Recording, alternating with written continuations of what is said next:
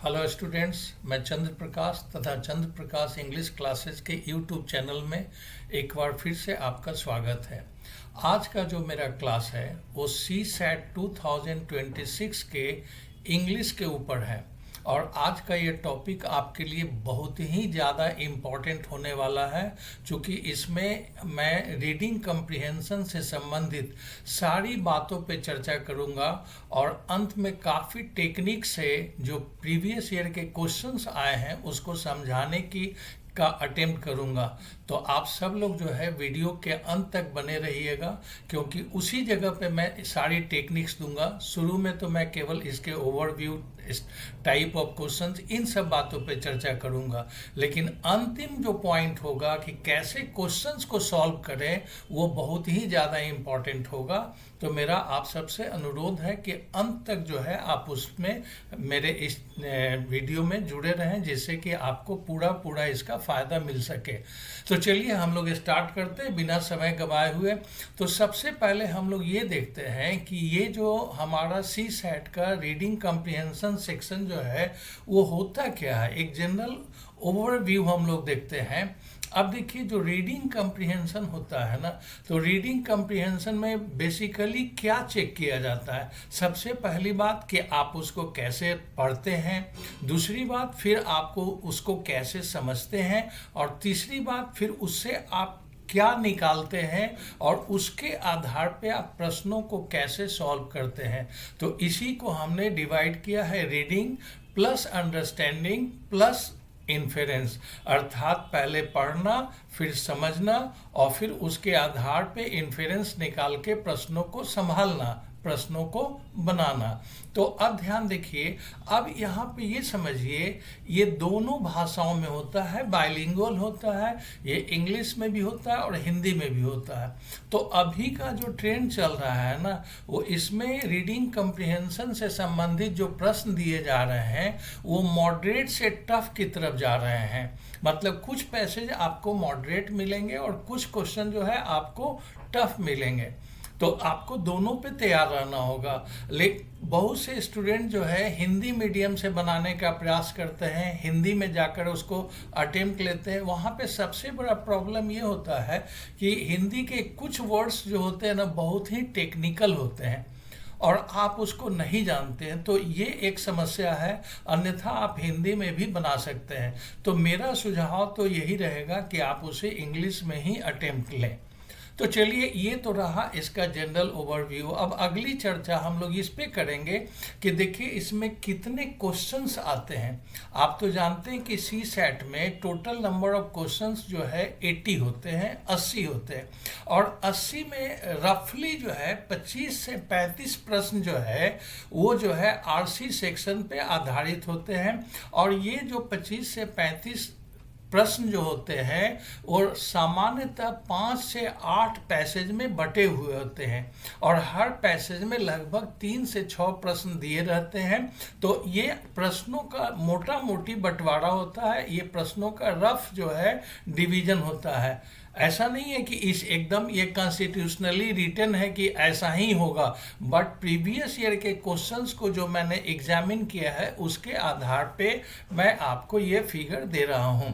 चलिए अगली चर्चा हम लोग देखते हैं कि ये जो पैसेज होते हैं वो किस विषय पे आधारित होते हैं। यहीं से आपका फोकस पॉइंट स्टार्ट हो जाता है, क्योंकि इसके पहले मैंने केवल जनरल आउटले दिया था। अब मैं यहाँ पे आरसी के अंदर इन कर रहा हूँ, तो आप ध्यान दीजिएगा, यहाँ पर अच्छी तरह से इसको समझने का प्रयास कीजिएगा। तो किसी चीज़ को बनाने के पहले हमको ये पता होना चाहिए कि वो क्या चीज़ है। तो अब अगर जो प्रीवियस ईयर के क्वेश्चंस को आप एनालाइज करेंगे, पिछले साल के प्रश्नों को अगर आप ध्यान से देखेंगे, तो आप देखेंगे कि उसमें निम्न टॉपिक से रिलेटेड प्रश्न आपके पास आए हैं। सबसे पहले मैंने दिया सोशल, इन्वायरमेंटल, गवर्नेंस, इकोनॉमी या finance, philosophy, ethics, international relations. तो इन सब से मोटा मोटी जो है प्रश्न आपके पास जो है लगातार आते रहे हैं। लेकिन जैसा मैंने आपको पहले भी बताया कि ये कोई ज़रूरी नहीं है कि केवल इतना ही टॉपिक आएगा, इससे ज़्यादा भी आ सकता है। इससे अलग भी आ सकता है, लेकिन मोर और लेस जो है आपके प्रीवियस ईयर के एग्जाम्स में 2011 से मैं इसको देख रहा हूँ प्रीवियस ईयर के क्वेश्चंस को। तो जहाँ भी जब सी सेट में मैंने प्रश्नों को देखा है तो मोटा मोटी इन्हीं सब सब्जेक्ट से या कहे हम लोग ये कहें कि यही सब कंटेंट होता है। अब देखिए, अब अगला पार्ट जो है बहुत ज़्यादा इम्पॉर्टेंट होने वाला है। ठीक है, हमको तो पता चल गया कि ये कंटेंट होता है, लेकिन हम उसको बनाएंगे कैसे? तो अब उसकी स्ट्रैटेजी क्या होगी? तो देखिए, सबसे बड़ी बात की है ये है कि इसके लिए आपको वेराइटीज ऑफ रीडिंग्स में जाना पड़ेगा, और उसका सबसे अच्छा सोर्स होता है न्यूज़पेपर। तो अभी आपका एग्ज़ाम जो है एकदम मई महीने में सामने आ गया है, तो बिना समय गंवाए हुए एक अच्छा सा newspaper, it may be the Hindu, the first priority should be given to the Hindu. इसके बाद आप टाइम्स ऑफ इंडिया भी देख सकते हैं, टेलीग्राफ भी देख सकते हैं। So whichever is easily available to you, कोई भी एक पेपर को आप उठाइए और उसमें से लोकल न्यूज़ को छोड़ दीजिएगा। लोकल न्यूज़ को छोड़ करके बाकी जितने टॉपिक्स हैं, national, international, sports, Bollywood, editorial, उसको इनवेरिएबली, इकोनॉमी, फाइनेंस, इनवेरिएबली एक नियम बना दीजिए कि हमको पर डे 2 घंटा न्यूज़पेपर देखना है, क्योंकि यही आपको आपके मेन में भी हेल्प करेगा। मेन के कंपलसरी इंग्लिश में भी आपका एक रीडिंग कम्प्रिहेंशन होता है, तो वहाँ भी आपको हेल्प करेगा, प्लस ये आपको करेंट अफेयर्स में भी हेल्प करेगा। तो न्यूज़पेपर रीडिंग के लिए आप एक नियम बना लीजिए कि हमको पर डे जो विदाउट फेल न्यूज़पेपर पढ़ना है। इसके अलावा जो है अलग अलग सोर्स से, जैसे वेराइटीज ऑफ कंटेंट्स आपको पढ़ना है, तो इसके लिए आप नॉवेल पढ़िए, इसके लिए आप मैगजीन पढ़िए, जहाँ से जो भी। इसके अलावा जो है आप इंग्लिश न्यूज़पेपर के अलावा जो है इंग्लिश टेलीविज़न, जो टेलीविज़न के जो चैनल्स हैं अच्छे अच्छे, जो इंग्लिश बीबीसी है, अल जजीरा है, या जो अच्छे अच्छे चैनल्स है उसको आप देखिए, है ना। इंग्लिश समाचार पत्र सुनिए और देखिए।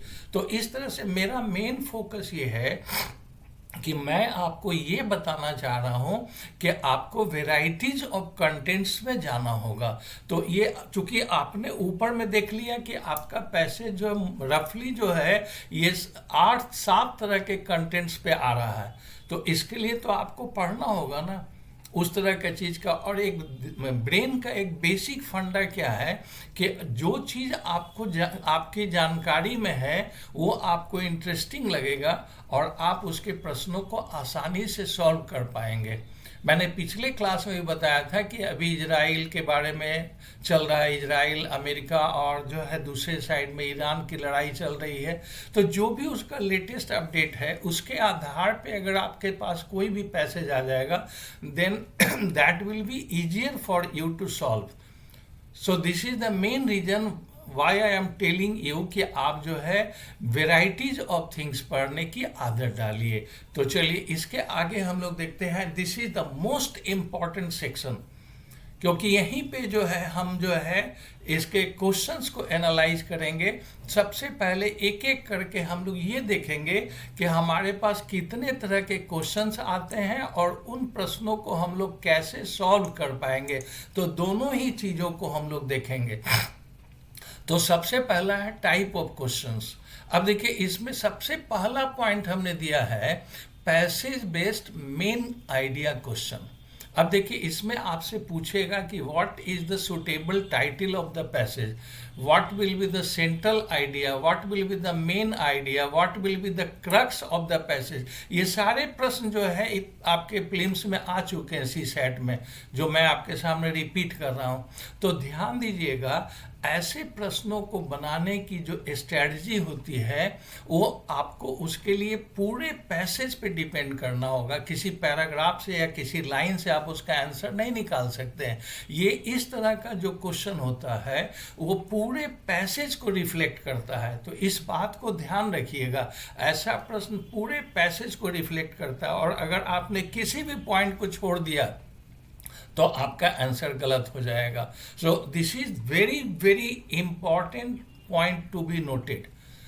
कि आप ऐसे प्रश्नों का जवाब देने के लिए आपको पूरे पैसेज का समरी निकालना होगा, पूरे पैसेज का एसेंस निकालना होगा। तो ध्यान दीजिएगा, अगर जो मैं बार बार कर रहा हूँ कि अभी जो मैं डिस्कस करने जा रहा हूँ, अगर आपने अच्छी तरह से इसको फॉलो कर लिया तो मेरा दावा है कि आप रीडिंग कॉम्प्रिहेंशन सेक्शन में आप गड़बड़ाने वाले नहीं हैं। लेकिन उसको बढ़िया से फॉलो करिएगा और जैसा मैंने बताया है उस अकॉर्डिंगली आप प्रोसीड करिएगा। दूसरे टाइप का क्वेश्चन है फैक्ट बेस्ड क्वेश्चंस। अब क्या होता है कि ये किसी फैक्ट पे आधारित होता है, इसका जवाब जो है किसी पर्टिकुलर सेंटेंस में होता है। तो उस सेंटेंस को जब इसके लिए आपको परसेप्शन को डेवलप करना होगा, जो मैंने कहा कि आप वेराइटीज ऑफ रीडिंग्स को पे अटेम्प्ट लीजिए तो इससे आपका परसेप्शन डेवलप होगा। अब देखिए इसमें एक क्वेश्चन कर रहा है कि according to the passage which of the following statement is correct और इनकरेक्ट। तो फॉलोइंग स्टेटमेंट कर रहा है, इसका मतलब 3-4 स्टेटमेंट दिया हुआ होगा या ट्रू अनट्रू बोलेगा। तो आपको उस पर्टिकुलर फैक्ट पे जाना होगा और उसके आधार पे आपको निकालना होगा कि या तो उसमें से out of the given 4 options 3 गलत होंगे, 1 सही होंगे, तो आपसे करेक्ट निकालने के लिए कहेगा, या 3 करेक्ट होंगे और 1 इनकरेक्ट होगा, तो ऐसी स्थिति में आपसे 1 इनकरेक्ट निकालने के लिए बोलेगा। तो be very clear on this point कि कैसे इसको सॉल्व करना। This is very very important. And the next one is inference based questions. ये बहुत ही खतरनाक होता है। अब जो मैं बताने जा रहा हूँ ये सब बहुत ही खतरनाक सेक्शन को मैं डिस्कस करने जा रहा हूँ। तो अब देखिए यहाँ कर रहा है कि which of the following best reflect the most logical and rational inference that can be made from the passage। अब ये जो क्रिटिकल रीजनिंग का हिस्सा आ जाता है, ये आपका इंग्लिश प्लस रीजनिंग यहाँ पे शामिल हो जाता है। तो यहाँ पर आपसे कह रहा है इन्फेरेंस निकालने के लिए। अब इन्फेरेंस जो होता है ना, उसका हिडन मीनिंग होता है, उसका छिपा हुआ माने होता है। इस बात को ध्यान रखिएगा, वो डायरेक्ट सेंटेंस नहीं होता है, वो डायरेक्ट उसका मीनिंग नहीं आता है, वो छिपा हुआ होता है। और मोस्टली ये में से या इस तरह से इस तरह का चीज होता है कि ये मस्ट में नहीं आता है कि ऐसा होगा ही। तो इस बात पे ध्यान रखिएगा, इस तरह का से इन्फेरेंस कभी भी मस्ट में नहीं आता है, वो में आता है, MAY में आता है कि ऐसा हो सकता है। तो ध्यान दीजिएगा, इन्फेरेंस जो है इसके लिए आप लॉजिकल रीजनिंग का जब मैं क्लास लूँगा, क्रिटिकल रीजनिंग का क्लास लूँगा, तो उसमें मैं विस्तार से बताऊँगा कि कैसे इस तरह के प्रश्नों को अटेम्प्ट लेना है। क्योंकि इसके बाद का जो मेरा वीडियो बनेगा वो क्वांट्स के ऊपर बनेगा, मैथ के ऊपर बनेगा। And then in the last I will discuss about this logical reasoning और reasoning portions we should say. लेकिन अभी जो मैं बता रहा हूँ इसको आप खूब अच्छे से समझिएगा, ये बहुत ही खतरनाक चीज़ है। यहाँ पे जो है चूँकि आपको यहाँ पे एकदम जो है क्रिटिकल रीजनिंग को अटेम्प्ट लेना होगा। And the next one assumption based, ये और ज़्यादा खतरनाक है, ये तो जानबूझकर गलत करा देता है। तो एजम्पशन का मतलब क्या होता है पहले हम लोग समझेंगे, है ना। अब देखिए एजम्पशन का मतलब होता है कि ये री स्टेटमेंट नहीं होता है कि जो कहा गया उसी को आप बोल दीजिए, या कंसिक्वेंस नहीं होता है, ये परिणाम नहीं होता है। जैसे मैं आपको एक बहुत अच्छा एग्जाम्पल देता हूँ कि जैसे क्वेश्चन में लिखा हुआ है कि the teacher said to the student give me a glass of water. तो टीचर ने एक स्टेटमेंट दिया, the teacher said to the student give me a glass of water. अब उसके नीचे ऑप्शन जो दिया हुआ, the student brought a glass of water, तो वो उसका कंसिक्वेंस हुआ, वो उसका एजम्पशन नहीं हुआ। टीचर ने कहा, स्टूडेंट ने वो काम पूरा कर दिया, so that is the consequence, assumption नहीं हुआ। तो इसलिए मैं कह रहा हूं कि एजम्पशन जो है री स्टेटमेंट नहीं होता है या कंसिक्वेंस नहीं होता है। अब मान लीजिए एक और सेंटेंस लिखा हुआ है कि the teacher is thirsty, teacher प्यासा है। अब आप एकदम समझिए कि नहीं ये तो सही हो ही गया, टीचर को प्यास लगी हुई तब ना उसने पानी मांगा। नहीं, this can not be the assumption, ये भी नहीं होगा। क्यों? कोई जरूरी नहीं है कि टीचर को प्यास लगी हो, वो किसी दूसरे काम से भी पानी मांग सकता है। हो सकता है उसके कोई फ्रेंड आए हुए होंगे, हो सकता है कुछ और काम होगा, उसके लिए तो ये भी एजम्पशन नहीं होगा। अब मान लीजिए कि तो एजम्पशन क्या होगा। अब एक सेंटेंस ये आ रहा है कि the student knew that where the water is kept. Student को पता है कि पानी कहाँ पे है, तो ये इसका एजम्पशन होगा। तभी ना, स्टूडेंट को पता है कि पानी कहाँ पे है, तभी टीचर उससे मांगेगा ना। और जब ये जो है, अगर इसको निगेट करके देखा जाता है कि अगर स्टूडेंट को पता नहीं है कि पानी कहाँ पे है, then why the teacher will ask the student कि bring a glass of water. तो इसका एजम्पशन लास्ट वाला होगा, the student knew where the water is kept. तो आपको ये मैंने बहुत ही टेक्निकल पॉइंट आपको बताया है, तो इसको ध्यान रखिएगा बनाते समय। और रीजनिंग का जब मैं वीडियो बनाऊंगा, जब क्लास लूंगा, उसमें डिटेल में बताऊंगा इसके बारे में। And the next is tone attitude based question. ये भी देखने में बहुत ही खतरनाक लगता है, लेकिन ऐसा नहीं है कितना खतरनाक होता है। देखिए, हम लोग जो भी बातचीत करते हैं ना, उसका एक टोन होता है। जैसे अभी मेरा टोन क्या है, अभी जो है मैं CSAT के कॉम्प्रिहेंशन सेक्शन को एनालाइज कर रहा हूँ, तो ये मेरा टोन जो है एनालिटिकल हो गया, है ना। अगर मैं किसी के ऊपर व्यंग करूँगा तो सैटेरिकल हो जाएगा, किसी को ऑर्डर दूंगा तो अथॉरिटेटिव हो जाएगा, है ना। किसी चीज़ से इनकार करूंगा तो नेगेटिव हो जाएगा। तो हम लोग अपने बातचीत के क्रम में जिस तरह की बात को, जिस तरह की भाषा को, जिस तरह के एटीट्यूड का प्रयोग करते हैं, वही जो है उसका टोन होता है। इस बात को ध्यान रखेंगे तो एकदम प्रैक्टिकल होके वहाँ पे समझिएगा, तभी आपको मालूम होगा कि अथर का टोन क्या है। जैसे हम किसी से बात करते हैं तो हमारा कोई तरीका होता है ना बात करने का, वही टोन होता है, वही अप्रोच होता है। तो ध्यान रखिएगा इस बात पे। यहाँ पे मैं बहुत ही इम्पॉर्टेंट चीज़ सब डिस्कस कर रहा हूँ। अब कर रहा वोकेबलरी बेस्ड क्वेश्चन। तो ये वोकेबलरी बेस्ड क्वेश्चन जैसे लिखा हुआ कि which is the correct synonym antonym as per the passage. अब ध्यान दीजिएगा यहाँ पर क्या लिखा हुआ, एज पर द पैसेज, मतलब पैसेज के आधार पे। सामान्य स्थिति में मीनिंग बहुत बदलता है। जैसे मान लीजिए लिखा हुआ है MATCH मैच, तो मैच का बहुत मीनिंग हो सकता है। मैच का मतलब मिलाना भी होता है, match A with B। Match का मतलब जो है कंपटीशन भी होता है, there is a match between India and Pakistan. Match का मतलब मैच स्टिक भी होता है, मैच का मतलब मैच बॉक्स भी होता है। तो आपको पैसेज में जा कर के देखना होगा कि वहाँ पे मैच का मतलब क्या निकल रहा है, और तब आप उसको सॉल्व करिएगा। यहाँ पे मैं एक आपको जानकारी दे दूँ कि मैं civil services main compulsory paper के प्रीवियस ईयर के क्वेश्चंस को मैं लगातार सॉल्व कर रहा हूँ, है ना। 2011 के ग्रामर सेक्शन को मैंने सॉल्व कर दिया है, 12 का सॉल्व कर दिया, 13 सॉल्व कर दिया। So gradually I am doing that since I am already related in education line, और मुझे क्लास वगैरह भी लेना पड़ता है, तो मैं धीमी गति से सब रेडी कर रहा हूँ।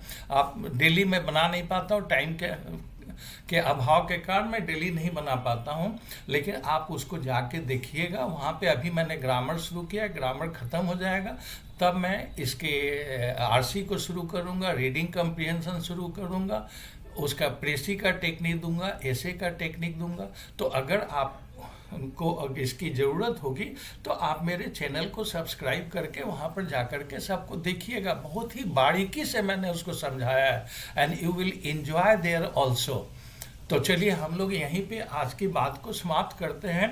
हम लोग मिलते हैं अगले वीडियो में। तब आप लोग को इस ब्लेसिंग के साथ कि खूब अच्छी तरह से आप लोग तैयारी कर रहे होंगे, है ना। और सबसे पहले आप CSAT निकालिए, उसके बाद मेन के लिए मैं एक से एक गाइडेंस दूंगा। So with this it is over. Thank you to all of you.